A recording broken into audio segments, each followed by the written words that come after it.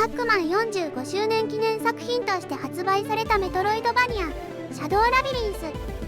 ですが、ただの記念作ではありません。その正体は UGSF シリーズの正当な続編。作中にはシリーズ作品につながる要素が無数に散りばめられています。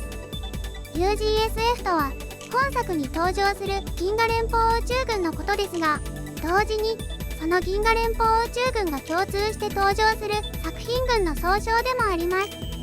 一見バラバラに見える作品の設定や世界観をつなぎ合わせ、一つの巨大な宇宙史として統合する構想、それが UGSF なのです。シャドウラビリンスではその UGSF 作品群が何本も交差し、まさに UGSF の集大成ともいえる内容になっています。にもかかわらず、こうした UGSF の関連用語は作中ではほとんど説明されることがありません。そこでこの動画では本作に登場する UGSF 用語を可能な限り解説してみようと思います。当然ながらこの動画では本作を含むあらゆる UGSF 作品のネタバレを取り扱います。それでは早速いってみましょう。まずは UGSF シリーズ全体の中での本作の立ち位置を押さえておきましょう。 UGSF の公式年表では本作の舞台は3333年とされています。この3333という数字自体は初代パックマンの開発コードの3、そして未発売作品ニューボスコニアンの開発コード33に由来するとされています。遊び心のある数字ですが、時代設定としても意味があります。この3333年の直前にあたる作品として特に重要なものが2つあります。1つは2007年に稼働予定だったものの開発中止となったアーケードゲームニュースペースオーダー。もう一つは2014年から2016年にかけて展開されたアプリゲーム進軍デストロイです。この2作品は UGSF 世界を接続し、掘り下げる上で大きな役割を持っています。本作には多くの UGSF 作品の引用がありますが、設定面で特に影響が大きいのはこの2作です。特に進軍デストロイについては原作キャラクターが本作に直接登場します。ゲームジャンルは全く違いますが、物語の流れだけ見れば続編だと言ってもいいかもしれません。本作が UGSF シリーズとして画期的なのはゼビウスの世界観と明確に接続されたことです。これまでも過去作品での匂わせはありましたが、それでも公式年表にゼビウスが掲載されることはありませんでした。もともと壮大な世界観を持つゼビウスとつながることで UGSF の世界はさらに拡張しました。本作にはゼビウス由来の用語も数多く登場するため、こちらも解説していきます。ここからはストーリーの登場順に沿って用語を見ていきます。本作で初出の設定についてはゲーム本編や公式サイトのトリビアでかなり説明がされているので、ここで触れるのはほどほどにし、今回は既存作品とのつながりが見える部分を中心に拾っていきます。公式サイトのタゴッチ博士のトリビアでは全 76.5 回約9万5000文字にわたる本作のトリビアが詳細に書かれているので、この動画でも一部取り扱いますが、そちらもぜひご覧ください。宇宙空間でのウィムズとの戦闘から本作の物語は始まります。ウィムズはギャラクシアン3で初登場した機械生命体の侵略軍団です。準災害級敵対勢力に指定されている UGSF にとっての宿敵です。未確認知的機械種の略称で生きた兵器、ライブウェポンという異名も持ちます。ウィムズは自己進化能力を持っており、小型戦闘機のような個体から宇宙戦艦級、果ては惑星破壊兵器まで存在します。社会や文明を形成しているように見えることもあり、遭遇するたびに新種が確認されてきました。過去3度にわたって地球を惑星破壊兵器で脅かしたこともあります。本作冒頭で使われたウェーブキャノンはそのうちスターブレードに登場したレッドアイの装備にあたります。一方で、かつてウィムズが地球を占領していた時期もあり、水色ブラッドはその頃の地球を描いた作品でした。その後、地球圏のウィムズはスターブレードオペレーションブループラネットで一掃され、しばらくの間ウィムズが登場する作品はありませんでしたが、本作では惑星ゼビウスで再び姿を見せたことになります。現在も謎の多い種族ですが、1000年に及ぶ研究の結果、本作では進化系統の一端も語られました。小さな部品種から始まり、結合を重ねていくことで要塞種にまで大型化していくということですが、この中で特別な進化をしたのが司令官種、通称コマンダーと呼ばれる個体です。他の個体を率いる指揮官であり、2623年に捕獲された個体の研究から知的生命体であることが判明したとされます。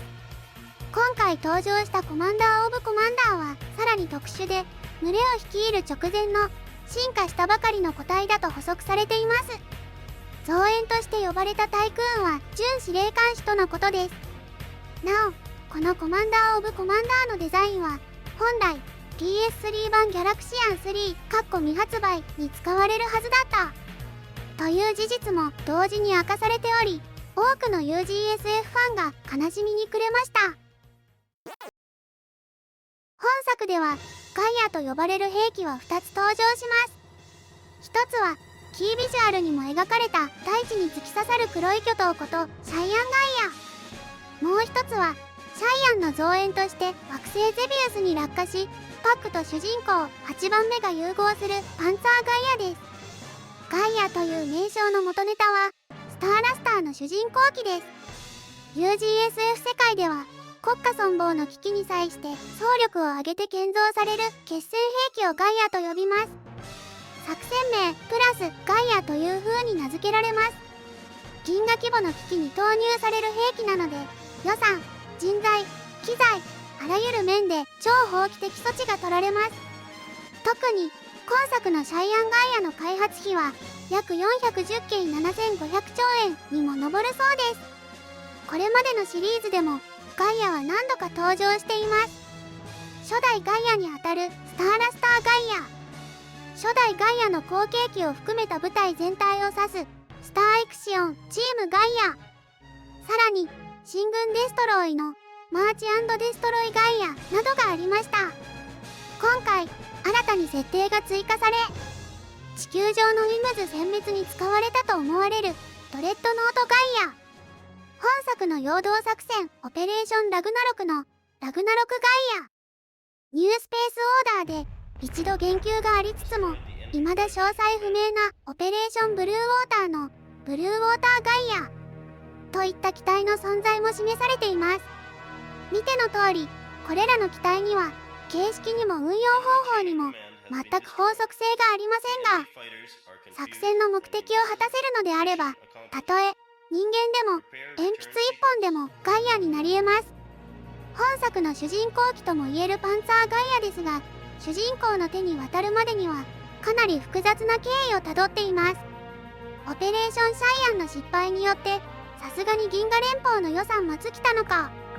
パンツァーガイアは既存の甲虫機を回収することで作られました。そのベースとなったのがスターブレードのジオソードの系譜に連なるジオブレード B4 という機体です。開発中止になっていたこの機体をアージュアビアシオン社が無人兵器として回収し、ジオブレード B5 と解消しました。ゲーム中でもこの機体の格納庫があることを確認できます。ちなみにアージュアビアシオン社の名はニュースペースオーダーにも登場しており、リッチレーサーのアージュソロ社の関連企業だと思われます。パンツァーガイアの本体は自立機動爆弾としてのコアです。それを守る6段階の外装があり、本来はフル装備で出撃する予定でした。しかし母艦が想定外のウィムズ襲撃を受け、アウターフレームだけで緊急出撃。その後母艦は撃墜、航中機部分の自立救出モードが作動します。コアの回収には成功したものの、大気圏突入に外装が耐えきれず消失。結果としてコアだけが地表に膠着し、そこへゴーストが憑依してしまいます。あとは作中で描かれた通り、パックと主人公8番目によって奪還、再構成されることになります。パックと8番目の体をはじめ、様々なものの構成素材として語られるナノバイトマテリアル。ナノバイトはエースコンバット3に登場するニューコム社が開発した微小粒子ロボットです。自己増殖能力と環境適応能力を持ち、SF 作品でいうナノマシンに近い存在です。虫が餌に食いつくバイトと情報単位であるバイトを掛け合わせて命名されました。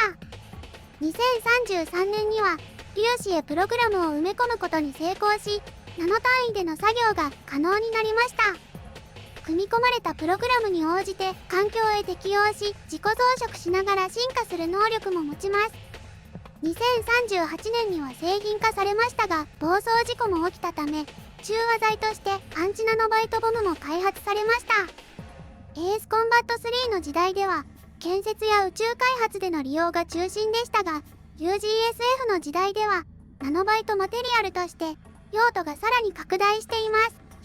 ナノバイトにはグレードがあり、最高級品なら有機生命体まで作り出せます。人間とほぼ同じ外見や生理機能も再現できますが、パックこと低米のナノバイトは、量も質も不足していました。そのため、惑星ゼビウス到着後は、かなり苦しいやりくりを強いられることになります。また、ナノバイトマテリアルには、精神官能的な作用もあるとされています。進軍デストロイにおいて、本来複数人かつ複雑な操作を必要とする戦車を、何も知らない少女たちが単独かつなんとなくで運用できたのもナノバイトのおかげだったとされています。本作ではゼビ語の単語や文字が多数登場します。ゼビ語はゼビウスのために作られた架空言語で、作中では古代地球人の言葉として扱われています。UGSF ではこれが古代半銀河公用語とされ、その末裔が住む惑星でも使われています。数百の英単語に対応するゼビ語単語が設定されており、それらを組み合わせて熟語や文章を作る仕組みです。例えば、ゼビウスという言葉もゼビ語です。4を意味するゼビと星や惑星を意味するウスを組み合わせて4番目の惑星や第4の惑星という意味になります。しかし問題は作品ごとに意味や表記のブレがあることです。必ずしも英語の文法通りでもなく設定資料同士でも噛み合わないことがあります。なのでその全容は今も明らかになっておらず、長年のファンの集合値をもってしても解読は断片的で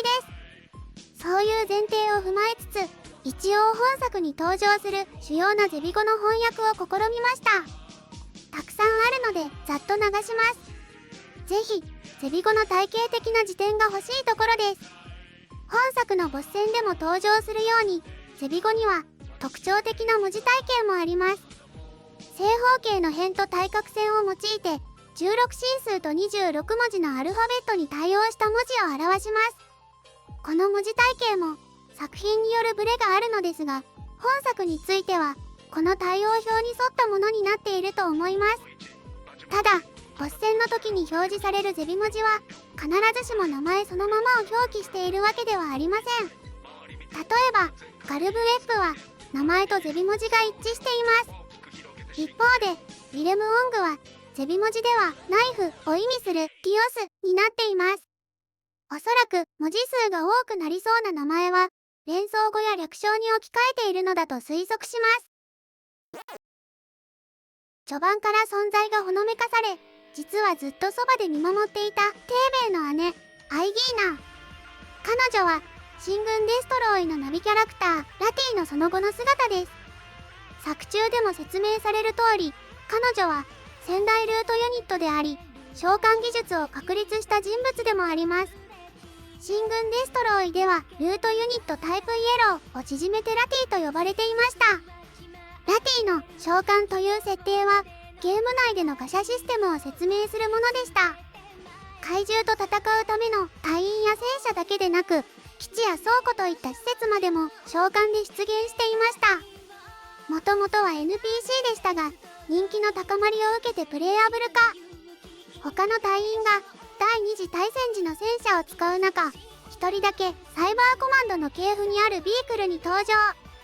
多くの美少女隊員の中でも異彩を放つ存在でした。新軍デストロイの主人公とラティの関係は本作の8番目とパックによく似ています。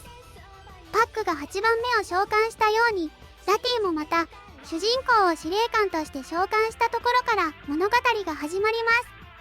取り残された場所が惑星オリウス、つまりガンプの植民惑星の一つという点も共通しています。原作ではブラグザらしき存在と戦うところまでは描かれましたが、トリビアではその後の経緯も補足されています。詳細は不明な部分もあるものの、黒幕であるガンプレプリカの存在を突き止め、司令官と共にこれを撃破。その後、漂流の原因となったワープドライブを修復し、UGSF への帰還に成功したとされま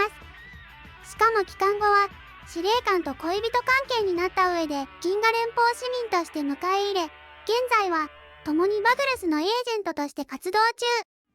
新軍デストロイには多くの美少女隊員がいましたが、最終的に結ばれたのはラティだったようです。本作の時系列ではガンプに追われる立場となったため、妹テーベイを影から導く役に徹していました。そのため最後の最後まで正体を明かしませんでした。一方で新軍デストロイの主人公もエージェント7種として他の惑星のガンプレプリカがゼビウスに介入させないための妨害工作のほか、ガイアコアの開発や命名など裏でかなり重要な役割を果たしています。さて、ラティと本作のアイギーナでは話し方や人柄がかなり異なるのですが、テーベイの記憶では人が変わったように冷たくなった姉にテーベイがショックを受ける描写があります。さらにトリビアでもルートユニットに選ばれることで感情が抑制されると説明されています。加えて新軍デストロイ終盤には最終決戦モードで感情制御が不安定になる設定もありました。これらを踏まえると新軍デストロイの時系列では感情が抑制された状態であり、その後抑制が解除され、本作で見られた優しい話し方のアイギーナの方が実は本来の人格だったということなのかもしれません。ルートユニットとは銀河連邦の中枢コンピューターフェデレーションフェドコムのクラスターシステムを構成する7つの基幹情報処理ユニットです。タイプレッド、オレンジ、イエロー、グリーン、ブルー、インディゴ、バイオレットの計7体が存在します。この7つという構成とその色の組み合わせはスターラスターに登場するキーが原点です。スターラスターおよびスターエクシオンでは敵を倒した後、各惑星からキーを受け取り、7つのキーを集めることによって敵種族バッツーラの本拠地である暗黒惑星の所在を知ることができました。作中では説明されませんが、キーを集める工程は敵に奪われたキーを奪還するという描写だったらしく、以降銀河連邦ではそうした緊急時に自律的な回避行動を取れるようにキーをガイノイドに改めることにしました。それが新軍デストロイ以降に登場するラティやテーベイたちルートユニットです。彼女たちは行政、軍事、開発、予算など国家運営の中核を担う最高位の管理権限を持っています。 UGSF の決戦兵器ガイアを建造する際にも7体全員の承認が必要です。人型となったルートユニットはナノバイトマテリアル製の人造人間です。見た目や生理機能は人間に近い一方で300から500年という長寿命を持っています。本作ではさらにルートユニットは選ばれる存在であり、候補となる予備機が多数いることも明言されました。予備機の段階でも高い解析能力と判断力を持つため、作戦指揮官として実戦投入されることもあります。本作でもタイプレッド予備のパトロクロスとタイプグリーン予備のビータが作戦に投入されていました。このうちパトロクロスは冒頭のウィムズ襲撃で死亡、ビータも瀕死となり、その残骸が本作のミームとして残ります。本編開始までに多くの予備機が死亡または退役したため、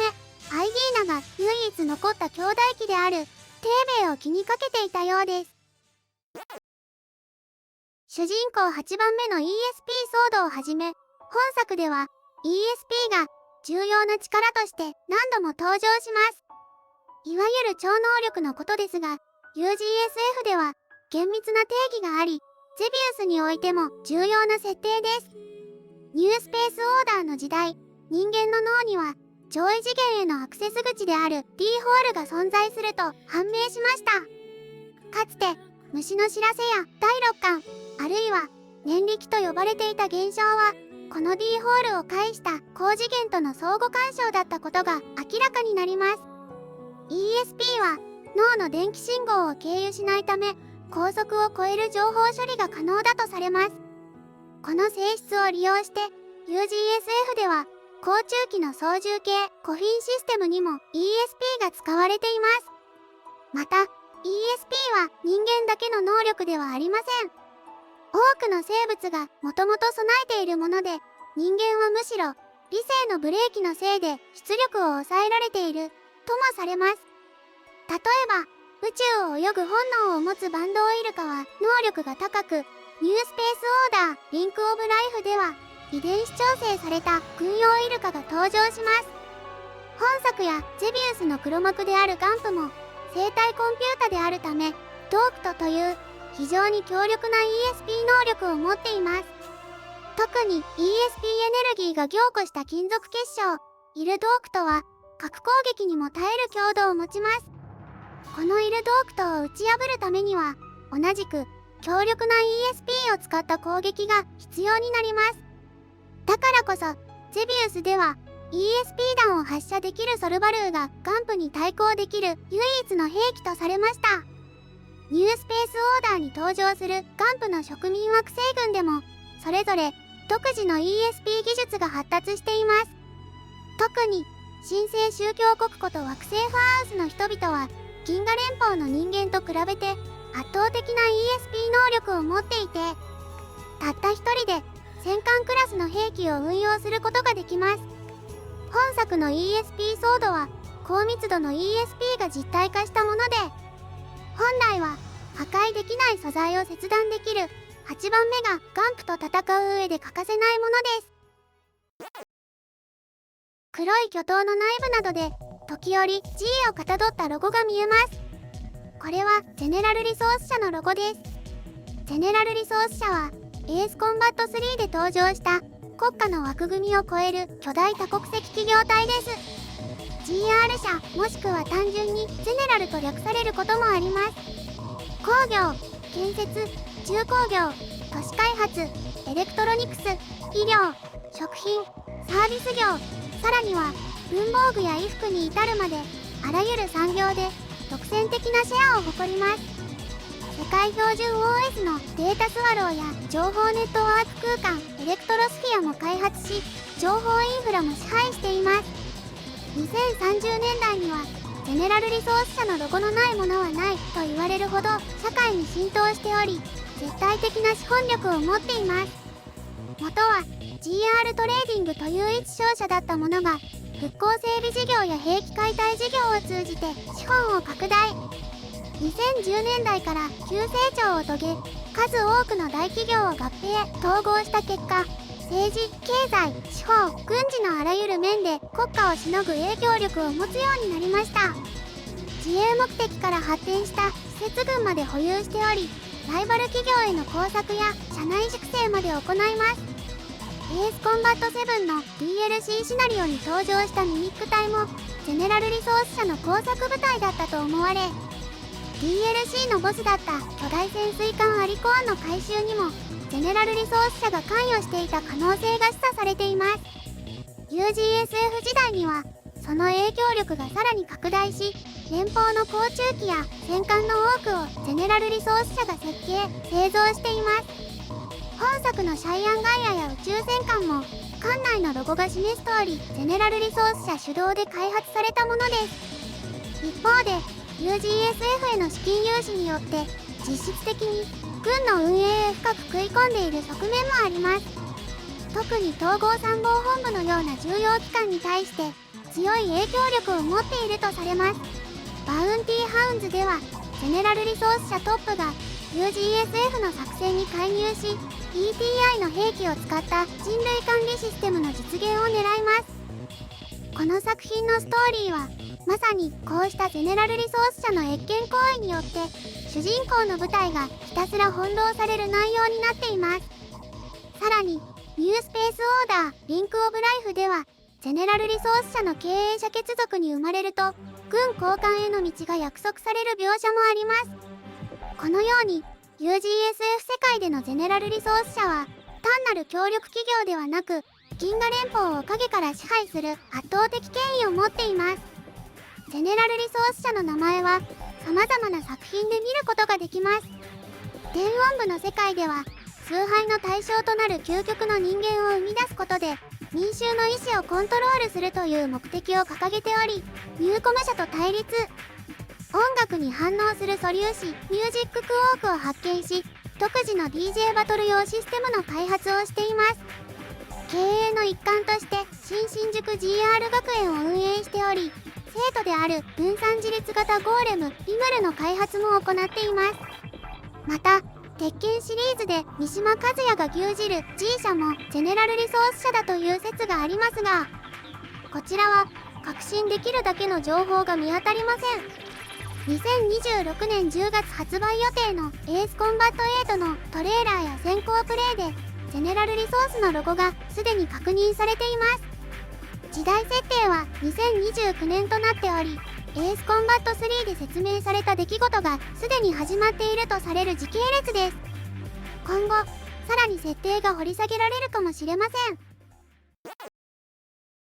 続いてゼネラルリソース社と対立関係にあるニューコム社のことも紹介します。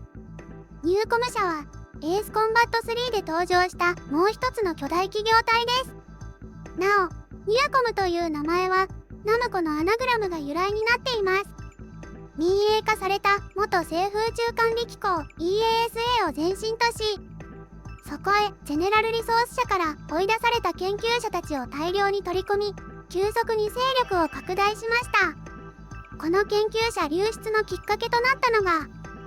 最新鋭機ナイトレーベンを生み出しながらも非人道的な人体実験を理由に中止された DOE 計画です。こうした経緯もあってニューコム社はもともとゼネラルリソース社と相入れない立場にあります。技術的な面においてはゼネラルリソース社と比べて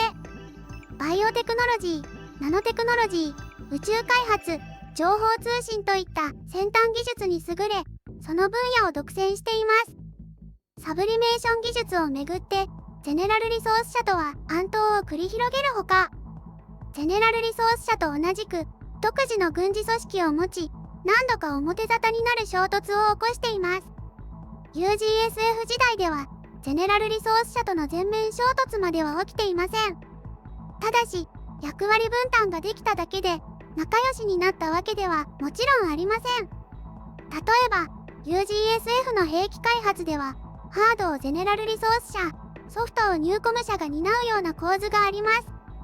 特にナビゲートバイバイオシグナル方式と呼ばれる高中期のコフィンシステムは外科手術が必要だったゼネラルリソース社のものと異なり、脳波や神経信号のみで制御できるため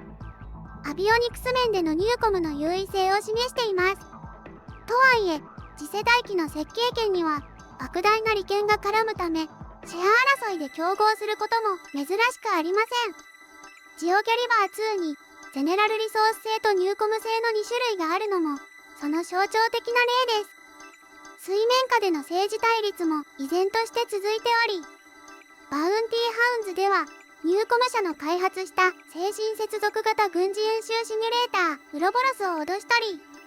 ETI の兵器を独占しようとするゼネラルリソース社の企みを妨害するため傭兵部隊ゲノムハンターを派遣しました。またニューコム社がこの ETI と裏で取引をしていて、しかも欺かれていたという不穏な描写もあります。電音部の世界ではニューコムエンターテインメントという事業部が存在し、作中の DJ バトルの基盤となる AI システムファイスを開発。人間を神の器としようとするゼネラルリソース社と違い、AI に神を下ろして人間を管理する思想を掲げて対立しています。本作ではニューコム社の名は丁寧の記憶で確認できます。そこで語られるディメンションワープドライブデバイス実験中の事故とは、2810年の非公式ワープ実験プロジェクトビフロストのことです。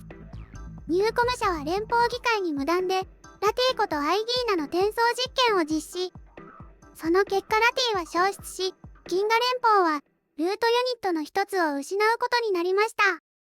消失したラティが漂着した先が惑星オリウスで、そこから進軍デストロイの物語へつながっていきます。保守的なゼネラルリソース社に対抗するように、ニューコム社は科学技術至上主義を掲げています。そのため、安全性への配慮が欠けた製品を開発したり、危険な実験を行っているのが、多くの UGSF 作品で共通しています。また、そうしたニューコム社の姿勢を指して、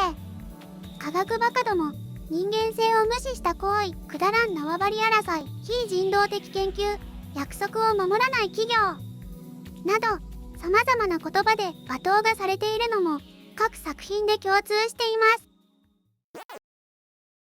黒い巨塔の最上階で UGSF 司令部と交信するシーンでスターラインが使われています。スターラインはニュースペースオーダーに登場した恒星間無機物転送エネルギーチューブです。同時にゲームシステム上の中核要素でもありました。バリオン物質を恒星間で転送できる技術で物流と経済を根本から変えた存在です。この技術によって居住可能領域が大きく広がり、地球型惑星以外への進出も現実的になりました。2660年には各恒星間をスターラインで接続することで5つの惑星のコンピュータ網が統合。銀河連邦中枢のコンピュータグリッドフェドコム5が成立します。スターラインは輸送だけでなく通信プロトコルとしても機能し、本作ではパックがこの用途で使っています。そして通信を受けた銀河連邦司令部はつながったスターラインを通じてシャイアンガイアへエネルギーを送り自爆を試みました。無機物転送とあるように生体の転送はできず、距離や帯域による制限もあります。本作の D ラインやサンダーセプターのハイパーウェイはこの制限を乗り越えたより発展的な技術とされています。ニュースペースオーダーのゲーム中ではスターラインは惑星の間をつなぐ光の線として表示されます。ラインで結ばれた惑星同士では資源や資金が共有され、接続によって面ができると一つの星系として扱われます。その星系同士でワープも可能になるため、リアルタイムストラテジーゲームであるニュースペースオーダーにとって重要なシステムになる予定でした。開発プロジェクト名がプロジェクトスターラインだったことからも、スターラインが作品の中心的な設定だったと考えられます。ちなみにアイドルマスターの楽曲「黎明スターライン」はこのスターラインがモチーフです。これには作詞のリンダー IQ こと石川明彦さんがニュースペースオーダーのサウンドも担当していたことが背景にあります。リンダさんはニュースペースオーダーでは前編がゼビ語による軍歌を作っているなど、単なる音楽担当を超えた世界観の掘り下げにも関わっていました。リンダさんは電音部の秋葉 20XX という楽曲でもちょっとしたネタを入れているので、興味があったら聞いてみてください。スターラインの使用時にエンドシールドの解除が行われています。エンドシールドとは航中機に搭載される複合防御システムです。3つの異なる属性のシールドを組み合わせて攻撃の種類ごとに防御を切り替えます。エネルギー防壁そのものを相手にぶつける E サーフェス、干渉波によって爆発やビームを中和する N サーフェス、リアスタシオンフィールドの常数反発力で物理衝撃を受け止める D サーフェス、この3つです。つまりエネルギー、爆発、物理攻撃それぞれに対処する仕組みです。これらのシールドは多重展開が可能で、大型の艦では最大512レイヤー展開できるとされていま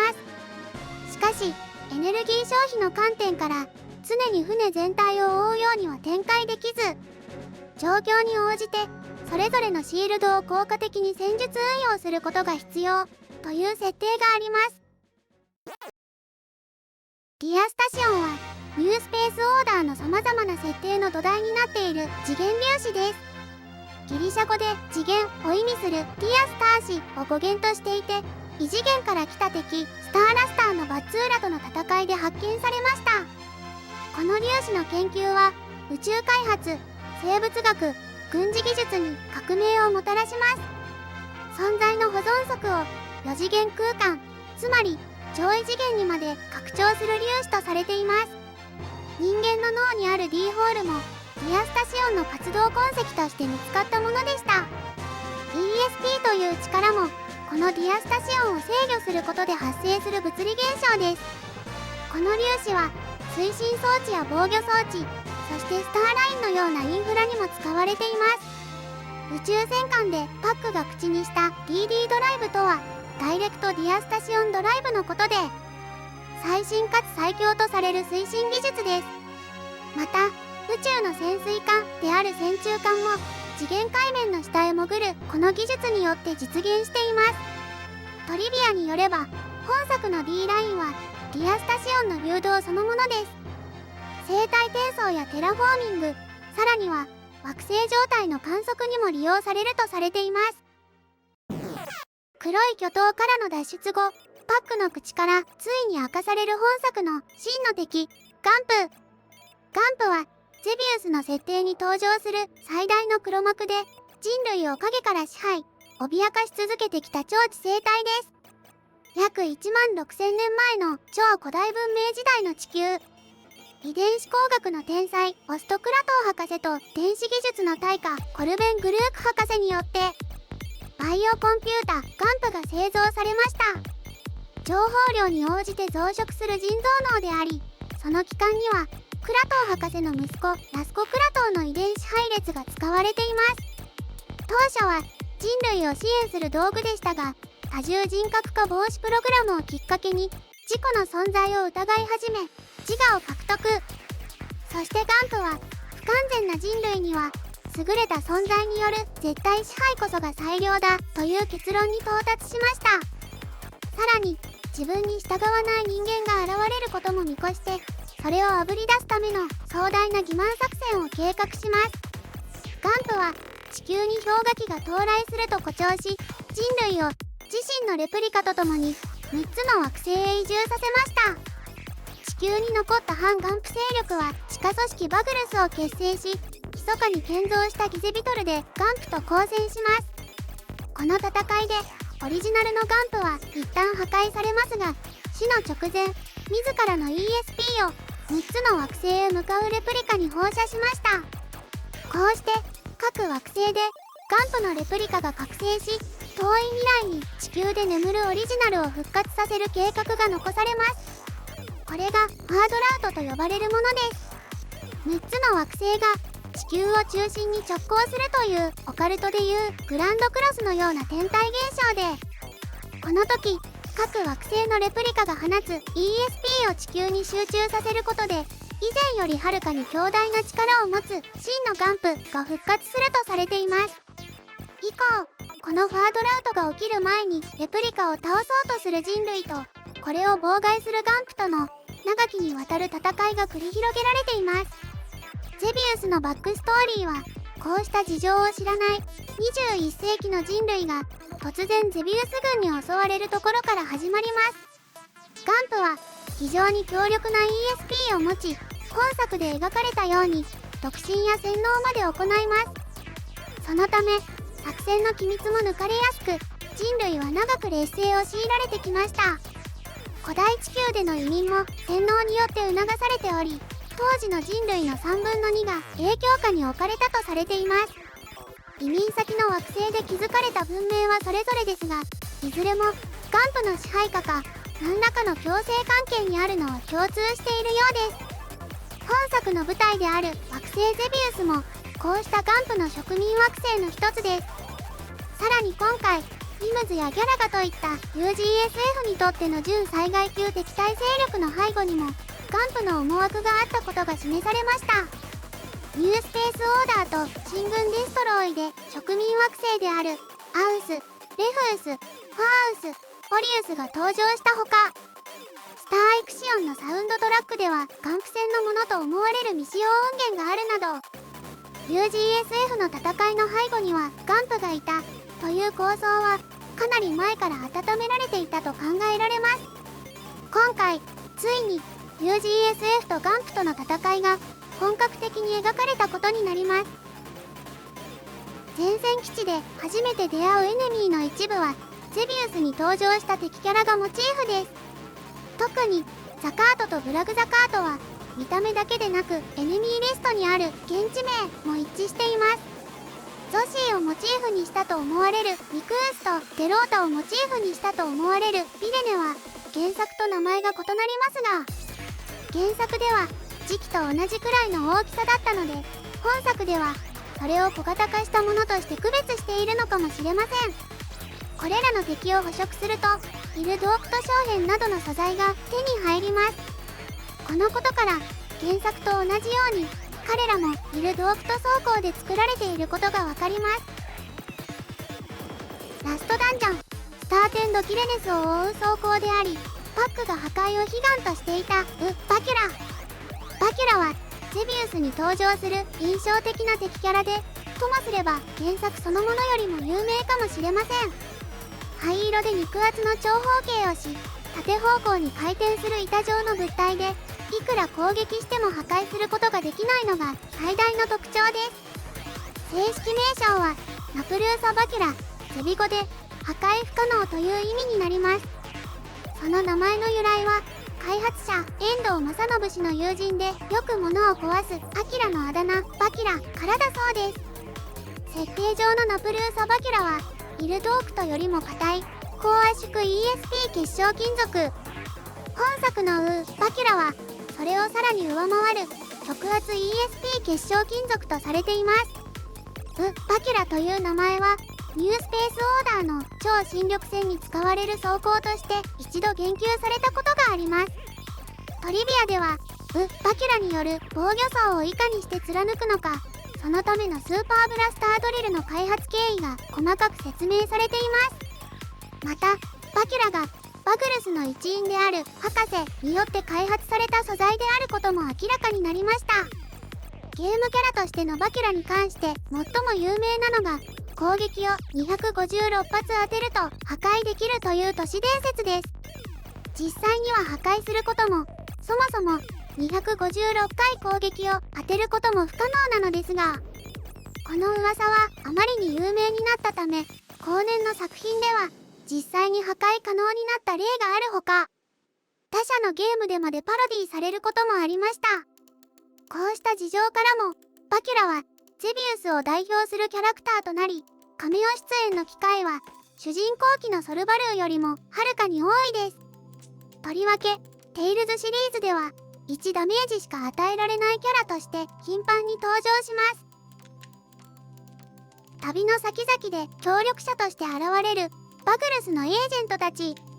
彼らはガンプによる人類支配を阻止するため陰で人類を導き続けているレジスタンス組織です。ゼビ語で隠されたものなどの意味を持ちます。約1万6000年前の古代地球で人類の惑星移民が進む中、ガンプの絶対支配の陰謀を察知したラスコ・クラトー、コルベン・グルーク博士、ミサト・マクレムラによって結成されたのが始まりです。バグルスは戦闘爆撃機ギゼビトルを開発し、ガンプと対決、一度はオリジナルを破壊することに成功します。ゼビウスのストーリーにおけるバグルスへの言及はここまでですが、バグルスを立ち上げたクラトーの子孫らによる戦いはその後も続きます。地球で生き残った人類が再び文明を発達させた4000年後、ガンプレプリカの ESP 攻撃による地殻変動の被害が起こり始めます。ガンプの存在をつかんだ当時の警察機構はクラトーの血を引くヌークラトーを仲間と共に惑星ゼビウスへ派遣します。ヌーはガンプとの対話を試みますが説得は失敗。ゼビウス軍の機体タルケンを奪って戦いを挑みます。ところがタルケンではガンプに全く歯が立たず、ムーたちは死の寸前まで追い詰められます。そこを救出したのが別行動をとっていた仲間のアンドロイドイブの乗るシオナイトです。シオナイトが地球へ持ち帰ったデータによって人類はようやくガンプへ対抗する術を得ます。後のゼビウス軍との戦いでもソルバルーを支援していたのがこのシオナイトです。本作のバグルスはこのシオナイトを母船およびリー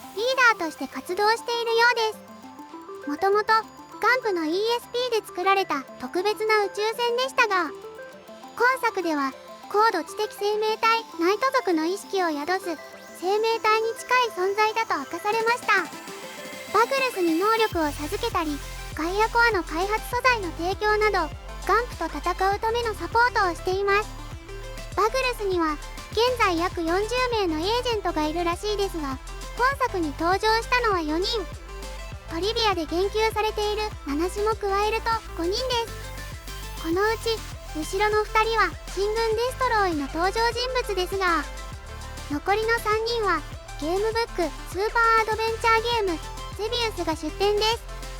主人公の PJ ことポール・ジョーンズ、その仲間のカーチャ、そしてバキュラ博士です。 PJ はゼビウス原作のように戦闘機ではなく ESP による肉弾戦でガンプレプリカを倒したことがある傑物です。彼が8番目に ESP スキルを伝授していたことにはかなり説得力があったというわけです。この3人は一度ガンプに殺されてしまいますが、シオナイトに魂を回収され新たな体で活動を続けています。復活後、バキュラ博士は自らの過去を悔い、以後はただ博士と名乗るようになります。本作に登場した D ラインの制御石板やミクソルを開発し、8番目たちの旅を陰でサポートしたほか、シャイアンガイアの開発にも協力しています。ガンプに対して表立った行動を取れないため、バグルスは普段はオロイド形態という姿で探知を逃れています。本作でアイディーナがそうしたように、ガンプに抗う現地の人間をそれとなく導くことでガンプと戦っています。オペレーションラグナロクが陽動であることは語られましたが、オペレーションシャイアンが失敗することも実は陽動であり、全てはガンプを油断させ、本命であるガイアコアを送り込むための欺瞞作戦でした。本作のストーリーの裏で動いていたのはかなり周到かつ執念深い計画だったのです。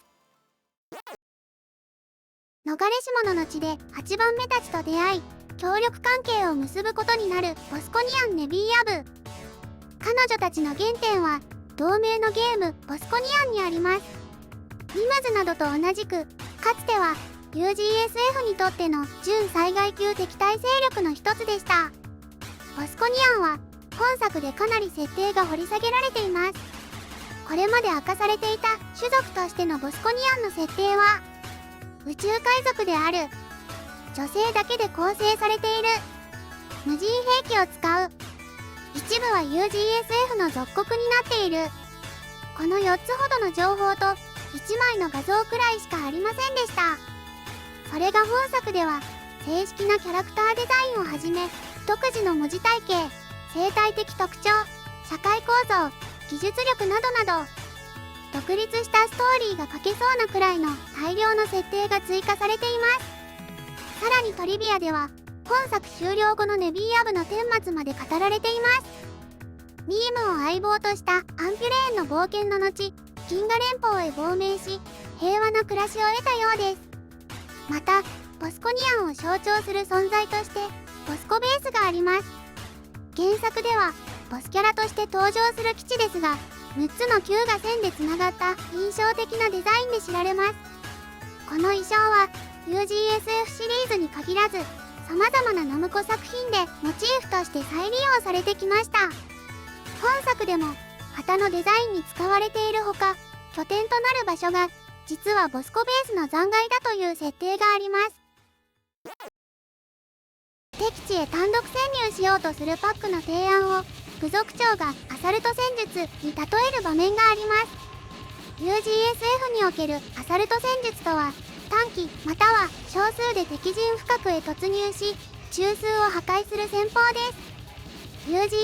シリーズではたった1機の主人公機が無数の敵と戦うようなシチュエーションがよくあります。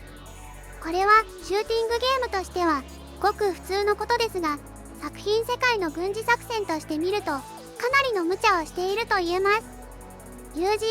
はそこを最も有効あるいは唯一可能な戦術だったと説明しています。銀河連邦は外宇宙進出の初期からウィムズやギャラガのような強敵にさらされていました。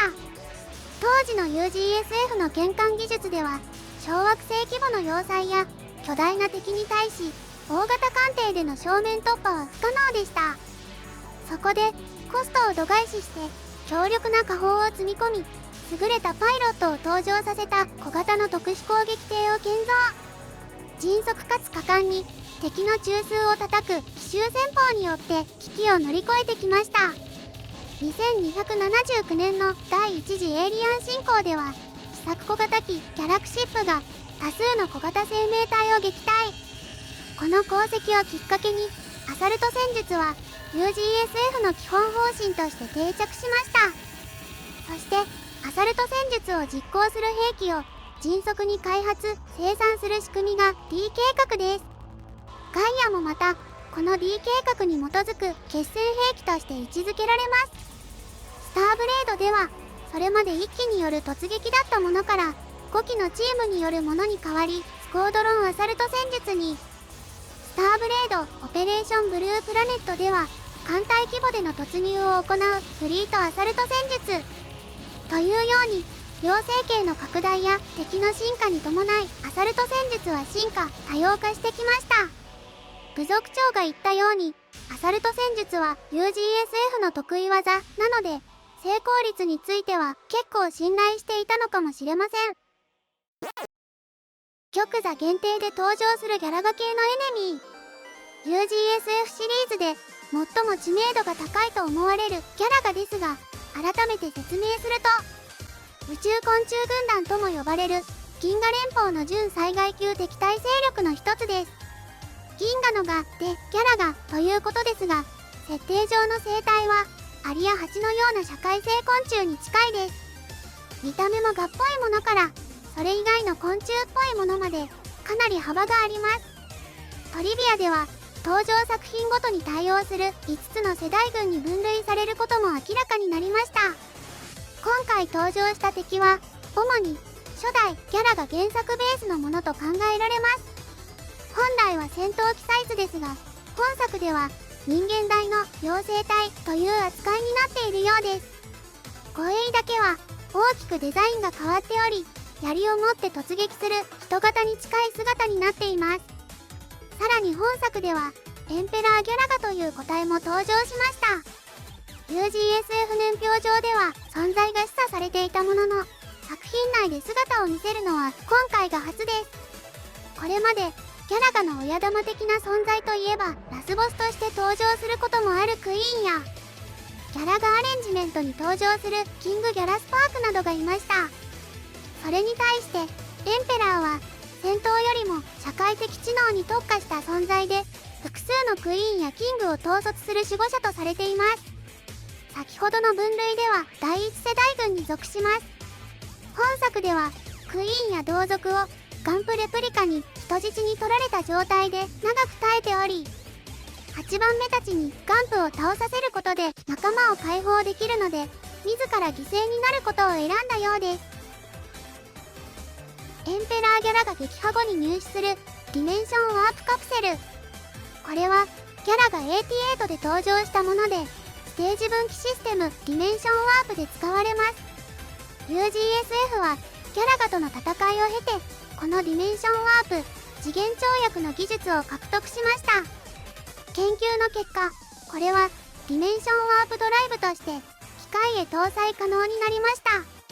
ラティことアイギーナが確立した召喚技術もこのディメンションワープドライブによって実現されています。エンペラーギャラガが銀河人類は敵勢力から奪った力で強くなってきたとなじる場面がありますが、実際に UGSF はウィムズからはクエーサー制御技術を、バッツーラからはディアスタシオン科学を、ボスコニアンからはボスコベースを接収したほか、反物質制御技術を獲得しています。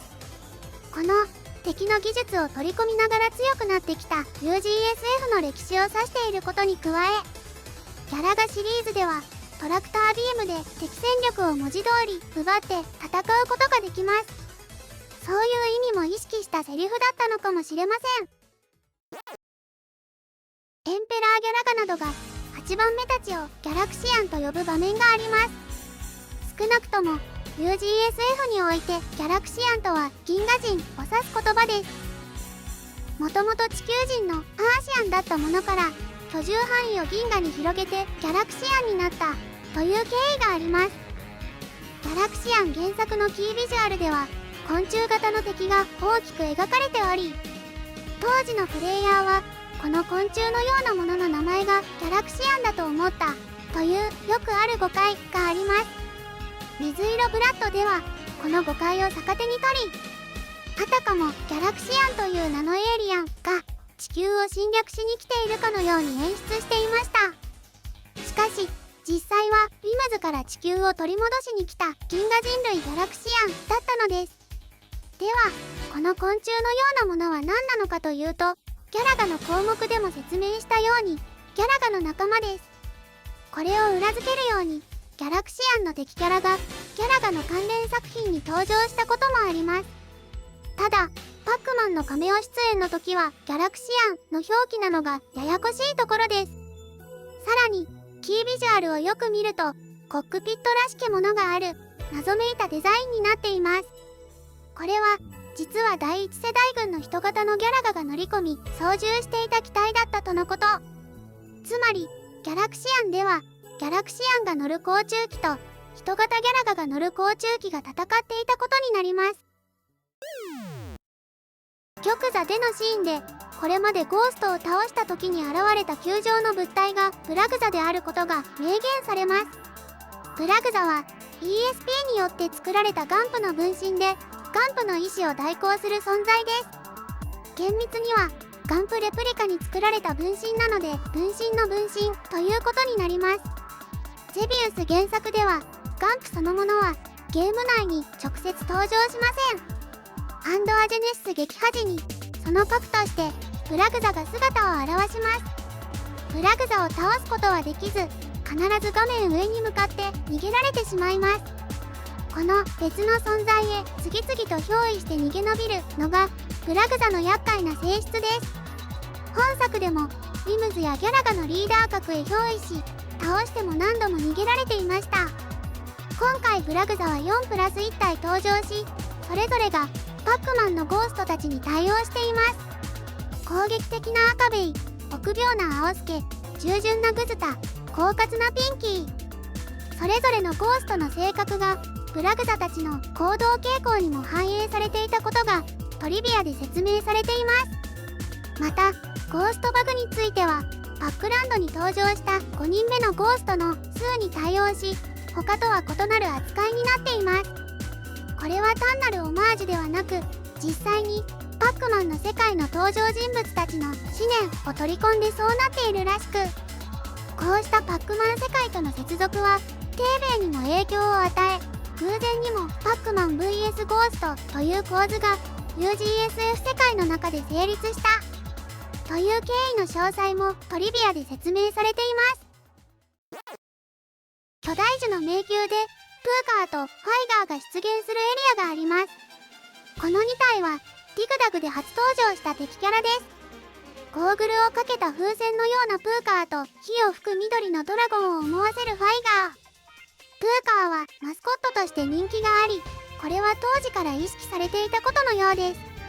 ゲームではプレイヤーは森を打ち込み、空気を注入して破裂させることで倒します。本作では世界観に合わせたのか、かなりまがまがしい見た目に再解釈されています。通常攻撃では倒せず、原作同様にアクティブを打ち込んだ上でボタン連打によって破裂させる必要があります。特に倒し方のヒントは明示されず、原作を知っている人ならもしかしたらと気づけるファンサービス的な登場です。出現エリアの構造もディグダグでのステージを意識したものになっています。トゥーカーおよびファイガーには敵キャラもしくはマスコットである以上の細かい設定が見当たりません。ミスタードリラーでは怪獣や地下生物、ナムコクロスカプコンでは突然変異体とだけ説明されています。またトゥーカーについてはパックマンワールドではパックマンの家族の一員でした。本作の気持ち悪いやつとは異なる存在なのでしょう。スーパーブラスタードリルの起動シーンでドリラー協会のロゴが確認できます。ドリラー協会はミスタードリラーシリーズに存在する職業ドリラーを総合的に管理・支援する組織です。ディグダグでの事件をきっかけに地下空間の問題へ対応する職業ドリラーが誕生。それを管轄する組織として協会も作られました。発起人はその事件を解決した堀泰造、ドリラー協会の初代会長でもあります。協会は育成、認可、支援、研究など様々な面でドリラーをサポートしています。基本的にドリラーは協会に所属するものですが、ホリアタルのようなモグリのドリラーも存在します。さらに最高幹部会としてドリラー評議会があり、3年に一度ミスタードリラーにふさわしい人物を審議します。シリーズで様々なガジェットを開発したドリラー研究所もドリラー協会の一部であり、スーパーブラスタードリルの開発にも協会を通して携わっていたと考えられます。またスーパーブラスタードリルの別名にはホリンガーという語が含まれています。これはドリラー研究所の Z 博士が開発したホリンガー Z やその量産機を連想させます。見た目も運用目的も全く違いますが、開発系譜のどこかでつながっているのかもしれません。宇宙戦艦へ向かう道中にはオクティが出現するエリアがあります。オクティはバラデュークに登場する敵種族の総称です。地下要塞バラデュークを占拠した邪悪な生命体で、そこに取り残されたパケット族の SOS を受け、宇宙辺境警備隊が救出へ向かうのが原作のストーリーです。オクティの特徴は当時のゲームと比較してかなり不気味なデザインになっていることです。真っ青な表皮と赤い目、もしくは大きな目玉という特徴が多くのオクティで共通しています。さらに主人公の仲間の慣れの果てであるブルースナイパーやパックマンを怪物にしたようなバガンという種類もいました。キャッチコピーでも不気味であることが強調されています。今回登場したのは多数いるオクティのうちのウィンキーオクティです。チューイングオクティとよく似ていますが、横を向いている方になります。原作のオクティの多くはグラヌラとスキフラというモンスターを大量に放つのが印象的でしたが、今作での攻撃行動は思念弾だけのようです。トリビアによればこのオクティはブラグ・ザ・レッドが銀河中から集めた防衛戦力のうちの一つだそうです。ウィメズのコマンダー・オブ・コマンダーを倒すことで入手するスパークビット。スパークビットはウィメズにとってのエネルギーコアのような存在です。初登場したギャラクシアン3では原子炉にとっての制御棒のようなものとも説明されています。惑星破壊砲キャノンシードのエネルギー炉を制御しており、これを破壊すると誘爆が発生。その結果キャノンシードは爆発し、人類は地球攻撃の危機を免れました。その後も軌道要塞ガーブのエネルギー炉制御装置母星マザーアーチンのコアの一部としても登場します。本作では制御だけでなく、それ自体がエネルギーの供給保持も担う高エネルギー体として扱われています。 UGSF ではウィムズとの戦いの中で入手したスパークビットを保管しており、再現したキャノンシードの弾薬として使用されるというような設定もあります。本作のラストダンジョンである巨大地下要塞スターテンド・ギレネス、ゼビ語であらゆる存在と次元を支配という意味です。スターテンド・ギレネスと前線基地ことナンドノット・ギレネスは本作オリジナルのものですが、これらはゼビウスに登場するアンドアジェネシスと同じくゼビウス軍の保有する要塞です。アンドアジェネシスという名前はゼビウスを北米に展開するにあたって変更されたもので、もともとの名前はアドアギレネスです。スターテンドギレネスでは4つのアルゴタワーを攻略することでガンプへの道が開かれます。これはアンドアジェネシスの4つの砲台アルゴを破壊しなければ本体を倒せない構造に対応しています。アルゴタワーとそこに登場するブラグザの最終形態はそれぞれナスカの地上絵をモチーフにしています。地上絵は原作ゼビウスを象徴するモチーフの一つです。ゼビウスの世界観では地上絵のあるエリアはオリジナルガンプが再生する聖地ピューアムであるとされています。なお原作で印象的だったコンドル以外の地上絵が登場したのは今回が初めてだと思います。トリビアによればスターテンドギレネスはギレネス級要塞の中でも最大規模、直径 8500m ともされるアンドアジェネシスを8機収容する直径約 50km の超巨大要塞です。建造のために惑星ゼビウス住民の ESP を大量に吸い上げ、現在も内部には約25万人が収容されているとされます。上から見下ろした時のデザインにはゼビウスにおけるアンドアジェネシスの没案が再利用されており、約40年ぶりに知られざるデザインが日の目を見た形になります。シャドウラビリンスのラスボスゼビウスガンプレプリカ。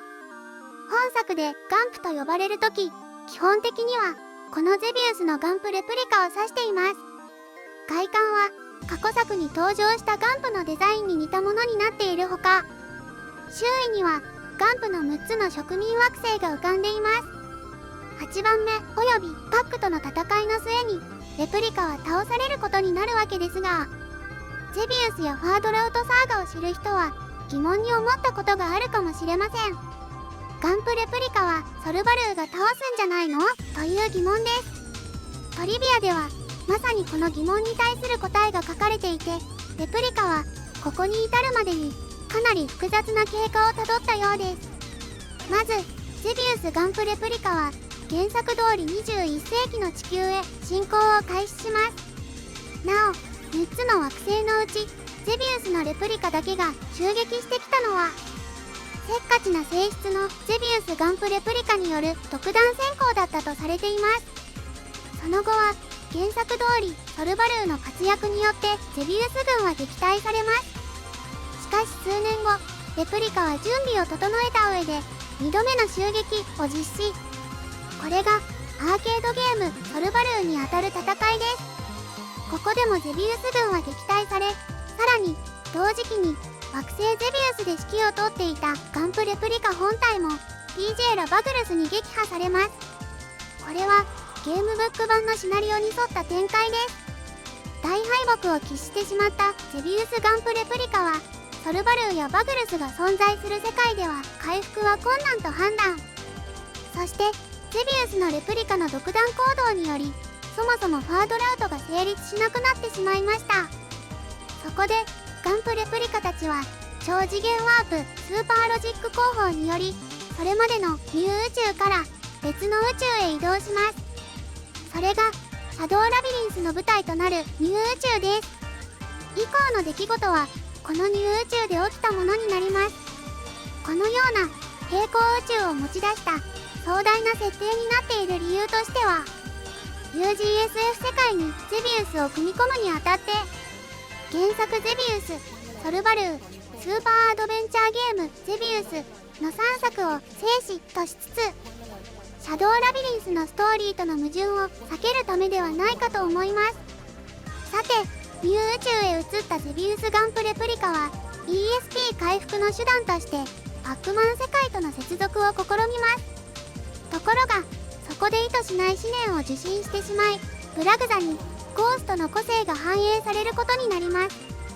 さらに自分自身もドットとしての性質、つまりドットイーターであるパックマンに対する脆弱性を宿してしまいました。その後はバルラ族の創造やボスコニアン、オペレーションラグナロクでやってきた兵士たちから ESP を得る方向へ切り替えます。